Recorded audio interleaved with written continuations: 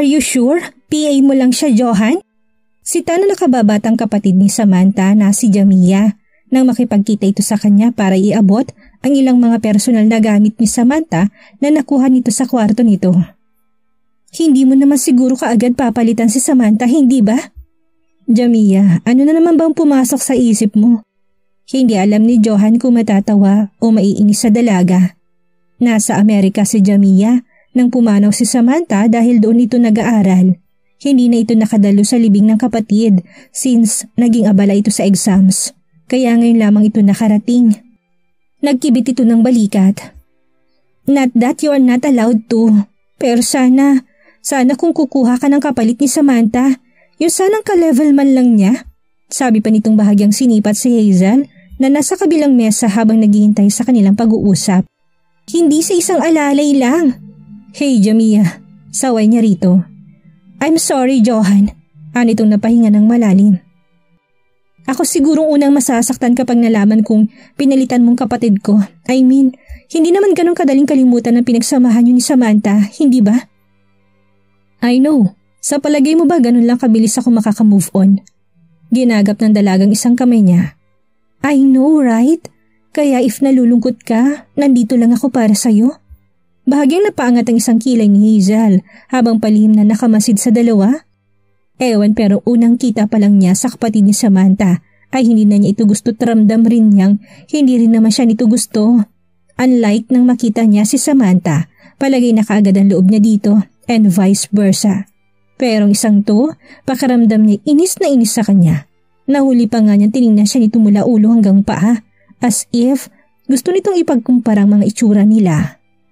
Well, maganda rin naman itong gaya ni Samantha pero hindi rin naman papakabog ang beauty niya dito. At saka bakit parang nananadyang ipakita sa kanya ang paghawak nito ng kamay kay Johan?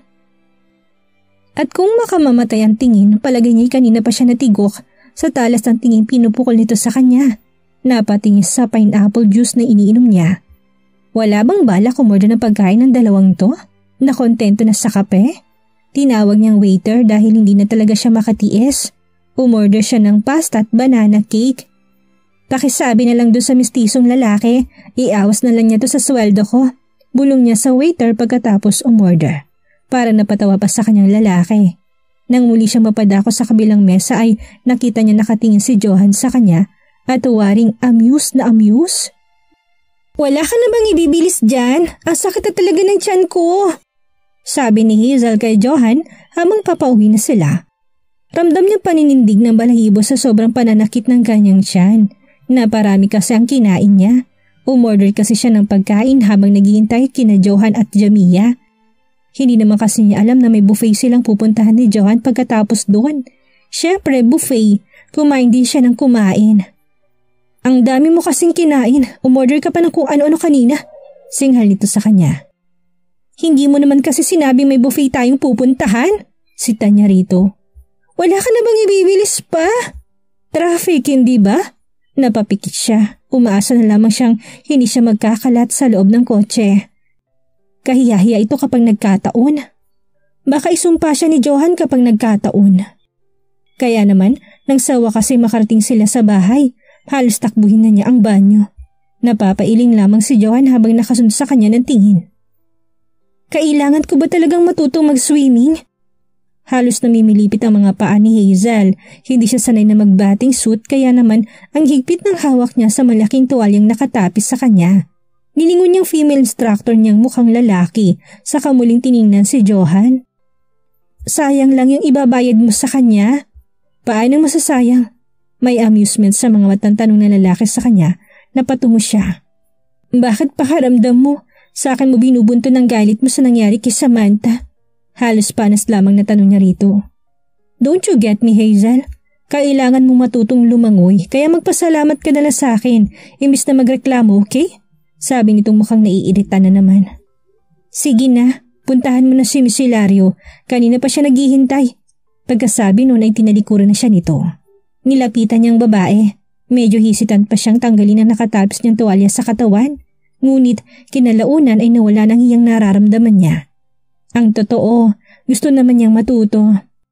Hindi lang ni Hazel gustong idea na kailangan pa nitong idikta sa kanyang pag-aaral lumangoy, na para bang wala siyang karapatang mag-decide kung gusto ba niyang matuto o hindi na lumangoy.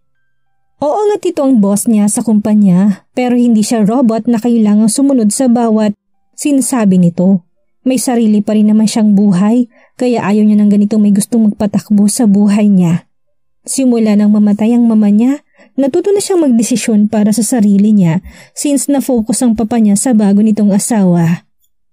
Alam ni Johan na hindi sila titigilan ng buong pamilya ni Lily dahil sa ginawa niyang pagtalikod sa mga plano ng mga ito, kaya gusto niyang maihanda si Hazel sa lahat ng laban.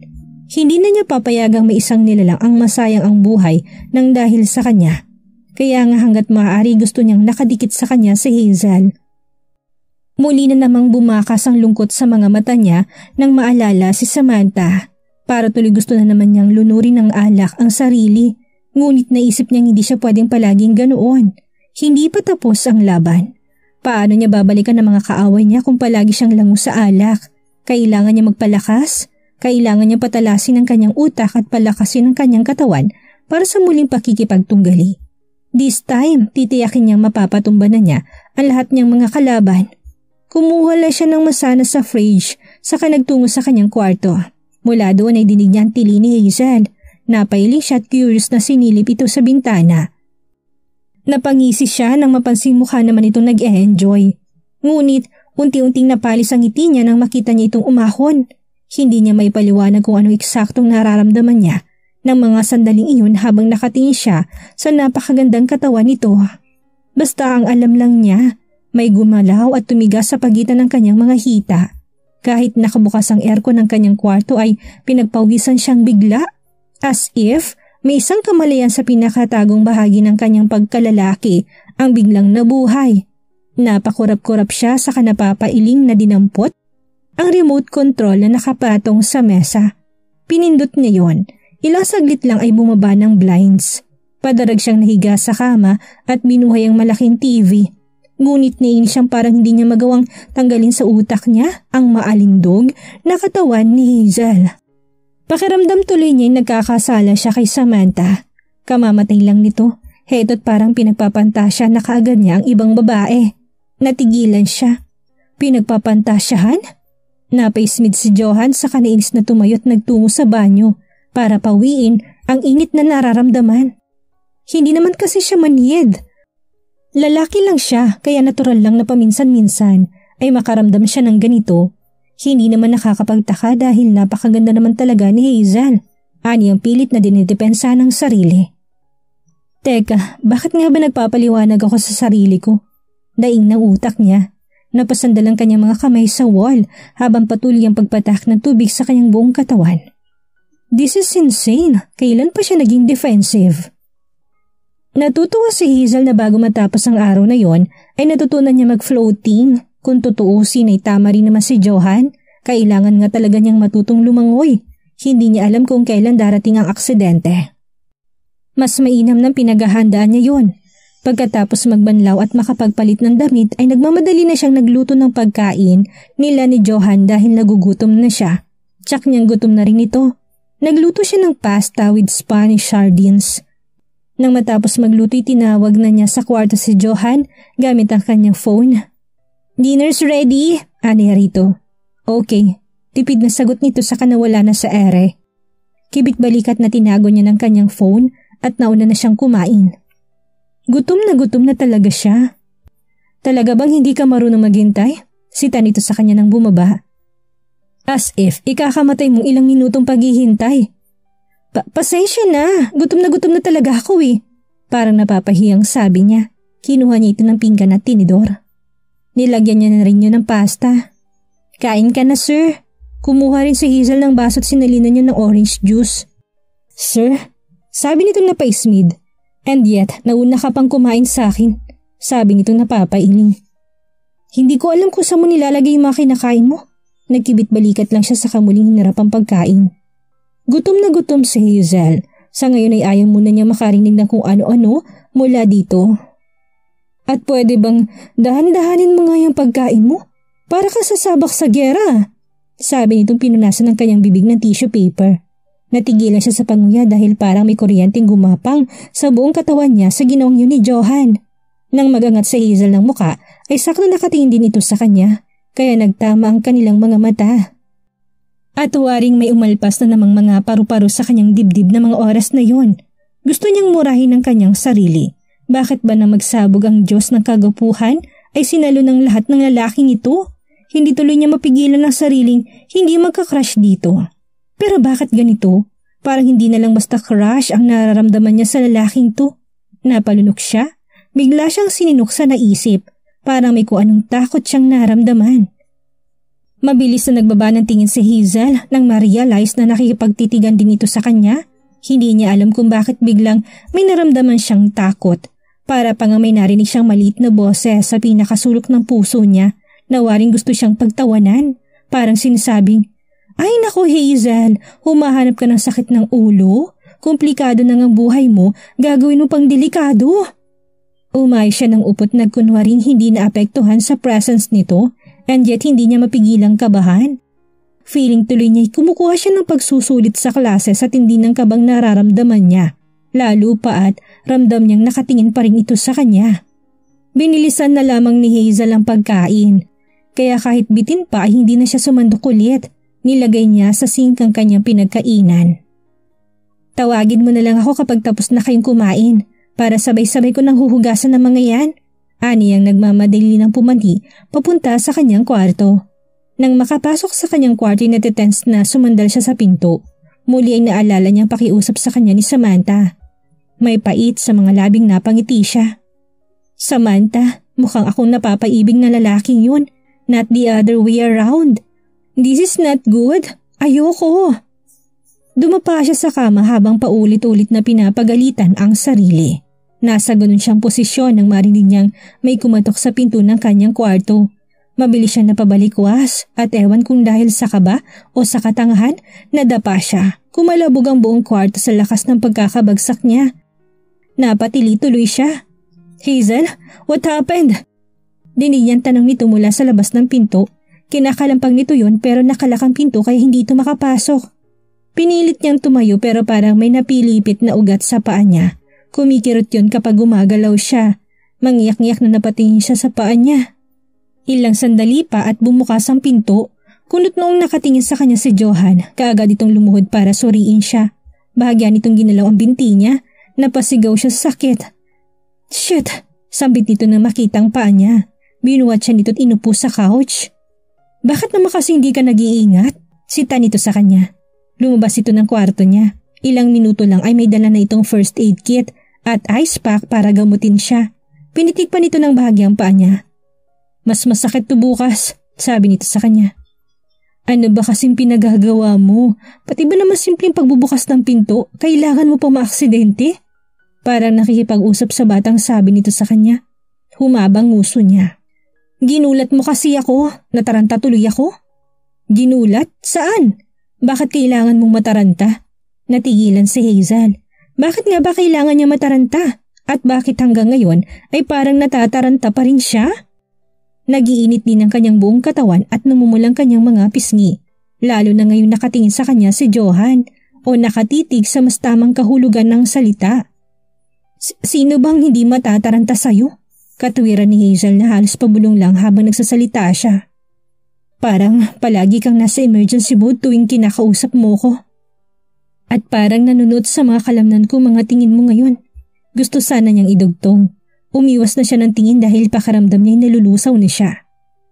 "At ako pang sinisisi mo ngayon?" Nakaismid na sagot nito sa kanya. "Mabuti pa matulog ka na. Bukas dadalhin kita sa klinik para matingnan niyang paa mo. Kaya mo bang maglakad papunta sa kama mo?" Ngunit bago pa siya makasagot ay huminga na ito ng malalim, saka bigla na lamang siyang binuhat. Nagulat na naman siya, ngunit mas nagulat siya sa naging reaksyon ng katawan niya habang nakadikit sa katawan nito. At ang amoy nito parang tuloy ayaw na niyang umalis sa mga bisig nito ng mga sandaling yon. Parang gustong pagsisihan ni Johan na binuhat pa niya si Hazel pahiga sa kama nito dahil may kung ano naging epekto yun sa katawan niya, lalo nang maamoy ang nakakagayuma nitong scent. Damn! Pakiramdam tuloy niya'y malapit na siyang makalimot. Pagkalapag niya dito ay nagmamadali na siyang lumabas ng kwarto nito nang walang kaimik-imik. Dahil pakaramdam niya ay sinisilaban siya doon sa sobrang init na nararamdaman niya. Epekto siguro ito ng ilang taon na rin niyang walang katalik. May mga biological needs pa rin naman siya after all. Kaya hindi naman katakatakang makaramdam siya ng ganito. But for God's sake, Johan, huminahon ka? Yamot na sabi niya sa sarili. Para siyang kinakati kung kaya't sumakay sa mamahalin niyang motorbike at naghanap ng babaeng bayaran. Mas mainam na sa isang one-night stand lang niya palipasin ang init na nararamdaman niya. At least pagkatapos nun, tapos na. Huyo na ito sa kanya. Pumili siya ng magandang babae sa isang mamahaling club sa Quezon Boulevard.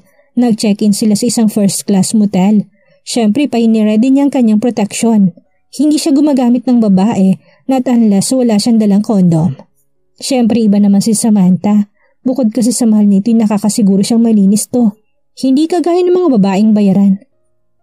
Ngunit hindi pa niya naipapasok ang kanyang buong Armalite ay nawala na siya ng gana.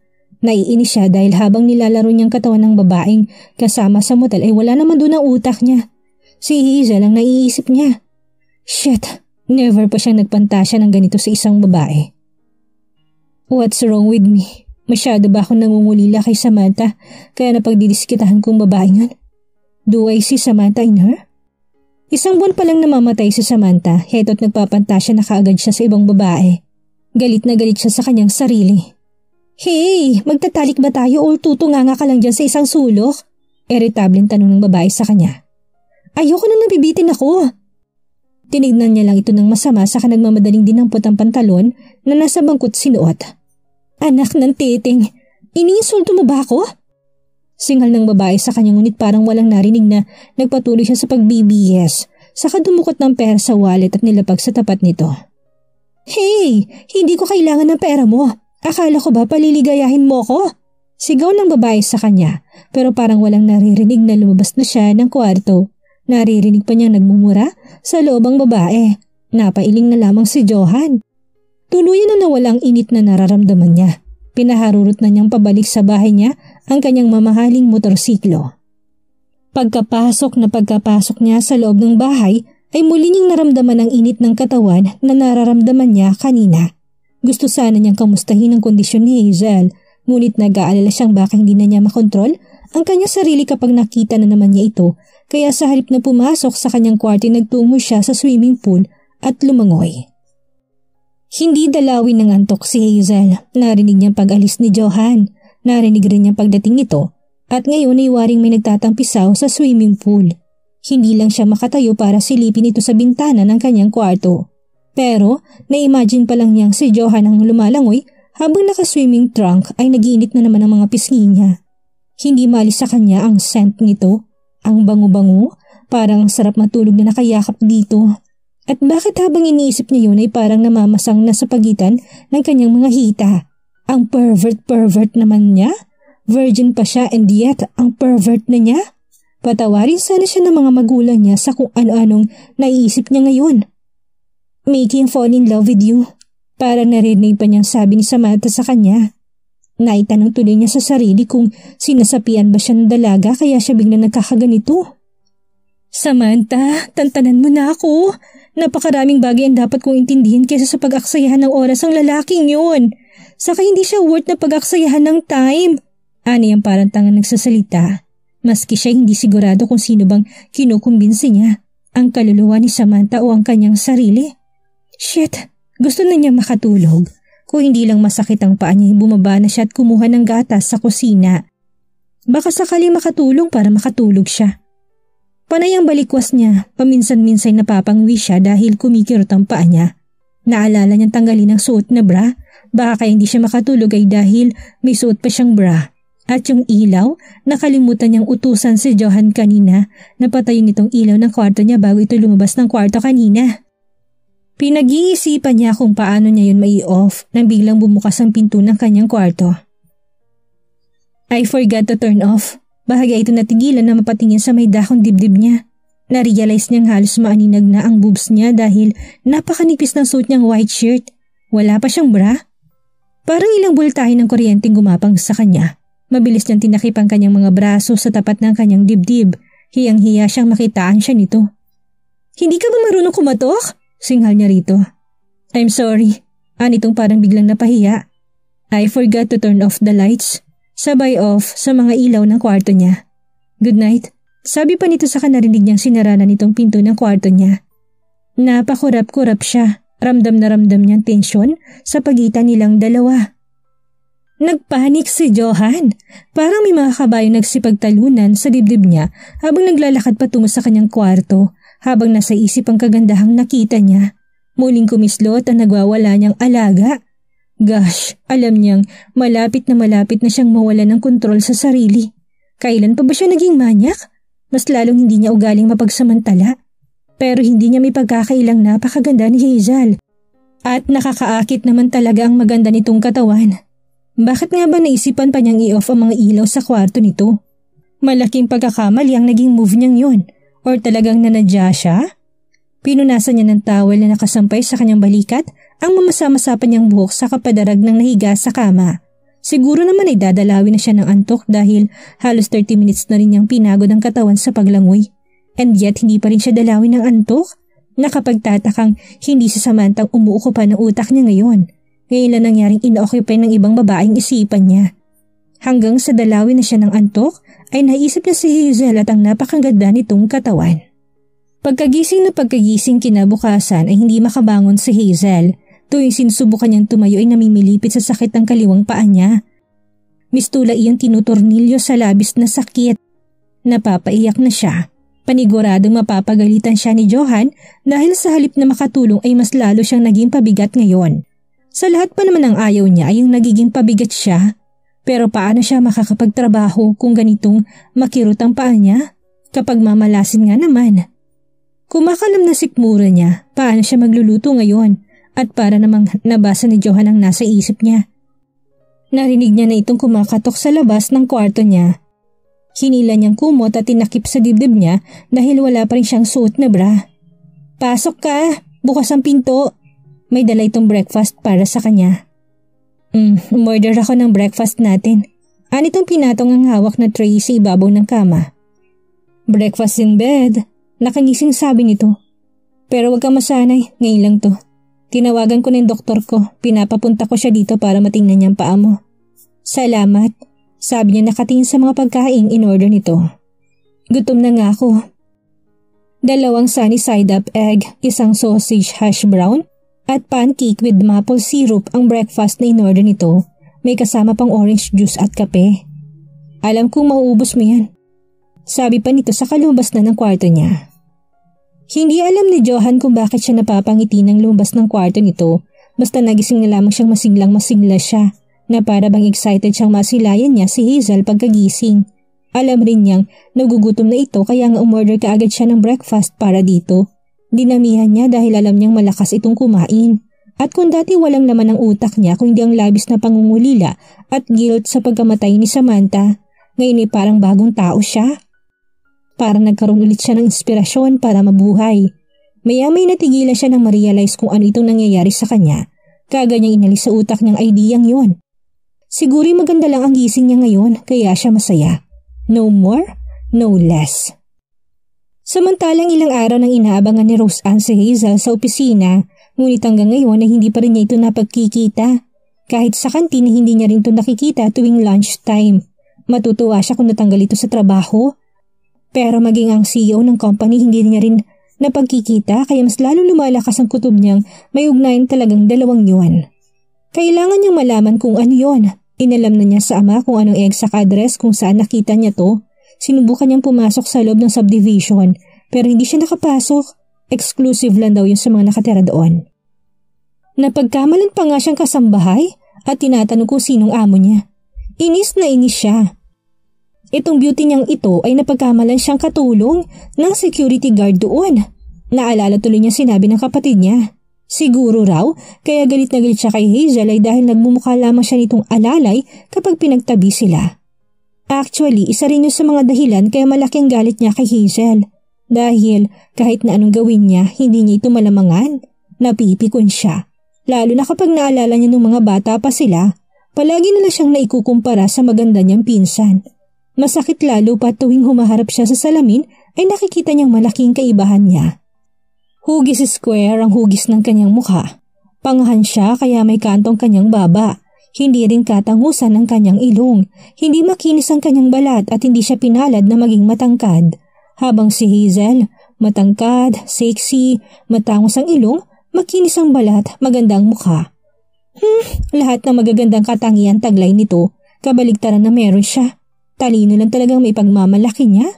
Pero naisip niyang sa panahon ngayon, hindi naman pala ng pinakamahalaga. Kaya nga kapag nakaluwag-luwag siya, ipaparitoke talaga niya lahat ng pangit sa kanya. Medyo malaki-laki rin ang kinakailangan niya dahil halos lahat sa mukha niya ay hindi niya gusto. Pwede ba, Lily? Kumalma ka muna. Ako nahihilo sa'yo sa ginagawa mo eh. Kanina ka pa paikot-ikot sa buong bahay. Hindi ka ba pipirme? Irritabling sigaw ni Nora sa anak. Huminga siya ng malalim sa kumuling tiningnan ng masamang anak. Mami, paano ako makakapag-relax? Totoo lahat ng documents na pinakita sa akin ni Johan. Talagang kasal sila ng babaeng yun. Parang maiyak na daing ni Lily sa ina. Hindi ko alam kung paano sila nagtagpo. Wala akong idea sa pang-ahas na to ng babaeng yun. Kapag hindi ka pa tumigil dyan, talagang makakatikim ka sa akin. Singal niya sa anak. Ang totoo ay natataranta na rin si Nora lalo pat ilang araw nang hindi nila makontak si Raul. Kinakabahan siyang baka may nangyari ng masama dito. Hindi niya alam kung anong gagawin kapag ito ang nawala. Heto nga't nawawala ama mo pero parang wala kang pakialam. Paano ngayon yan kapag may nangyaring masama sa tatay mo? Kasalanan niyo lahat ng to eh, sigaw ni Lily sa kanya. Kung hindi niyo pinalayas ang babae yon, edi sana alam natin ang bawat galaw niya. Pero pinalayas niya siya, kaya nga tayong lahat ngayon dito. Piko na si Nora kaya sinampal niyang anak ng ubod lakas. Ngayon niya lamang ito sinaktan sa buong buhay niya. Pero hindi talaga siya makapagpigil. Ginagawa na nga nilang lahat ni Raul, ang lahat para sa ikakabuti ng buhay nito. And yet, bakit parang kasalanan pa nilang mga nangyayari? Wala kang utang na loob! Sigaw niya rito. Talaga ba, Mami? Wala akong utang na loob? Naging sunod-sunuran lang ako sa bawat naisin nyo, sa bawat mga plano nyo. Kahit nung nagpakasal kayo sa papa ni Hazel, may narinig ba kayong reklamo sa akin? Hindi ba't wala? Lahat ng mga plano nyo, sinuportahan ko. Umiyak na sabi ni Lily sa kanya. Lahat ng yun para sa'yo. Tinikis ko lahat para sa'yo, Lily. Kaya huwag kang magsalita dyan na parang ikaw lang ang nagsakripisyo. Marami na ako nagisakripisyo para sa pamilya natin. Pagod na ako.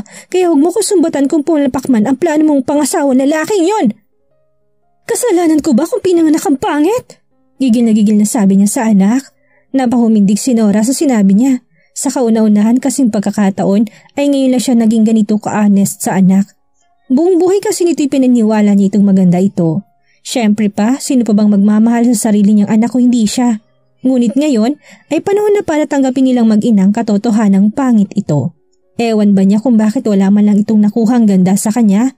Hindi niya alam kung saan niya ito'y pinaglihi. Siguro may nakain siyang hindi niya gusto noong pinagbubuntis pa lamang niya ito kaya pumangit ito ng husto. Shock na shock si Lily habang nakatingin sa kanya. Waring hindi makapaniwala na sa kanya nagmula ang mga masasakit na salitang binitawan niya. It's about time, Lily. Natanggapin na natin ang katotohanan, pangit ka. Hindi niya alam kung maaawa o maiinis habang nakatingin sa anak. At napakagwapo ng Johan na yun para magkagusto sa'yo. No! Malakas na sigaw ni Lily. Halatang hindi nito matanggap ang masakit na katotohanang sinabi niya. How could you, Mommy? Anak niyo ko pero anong ginagawa niyo? Tama na nga yan. Tulungan mo kong hanapin ang tatay mo. Ani ang parang maiyak na. Siya munang intindihin natin bagong kung ano-ano. Sa dami ng atraso ng asawa niyo kung kani-kanino, palagay niyo saan natin siya umpisahang hanapin? Inis na sagot ito sa kanya. Kung magsalita ka parang wala ka na talagang pakialam sa ama mo ha. Baka nakakalimutan mo kung hindi dahil sa tatay mo, wala tayong komportabling buhay ngayon. Pero parang walang narinig si Lily. Nagdadabog na umakyat ito patungo sa kwarto nito. Madilim ang anyong sinundan niya ito ng tingin. Wala talaga siyang maaasahan sa isang ito. Parang maiiyak na napaupo siya. Muli niyang tinawagan si Raul ngunit cannot be reached pa rin hanggang ngayon ang telepono nito. Ilang araw ng niho ay wala siyang naririnig mula dito. Nagpabalik-balik na siya sa opisina nito, ngunit maging ang mga kasamahan nito'y nag-aalala na rin dito. Alam niyang marami itong kaaway kaya mas lalo lamang siyang napapaisip sa pagkawala nito. Never pang umalis si Raul nang hindi nagpapaalam sa kanya. Talagang hindi na siya mapakali. Nasaan na nga kaya si Raul? Ano ang gagawin ni Lily ngayon tuluyan nang nawala si Johan sa kanya?